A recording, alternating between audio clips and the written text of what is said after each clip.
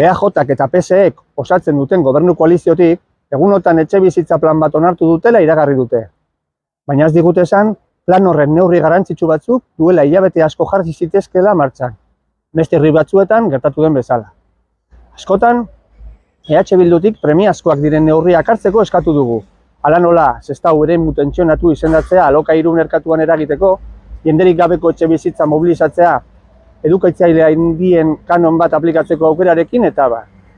Gobernu taldean erantzuna beti izan da neurri horiek martxan jartzea atzeratzea. Aitzakia desberdinak jarriz, batzuetan kontraesankorrak ere izan direnak. EH Bildun uste dugu etxebizitzaren gaia, Sestao askori eragiten diona, berandu eta gaizki kudeatzen ari dela.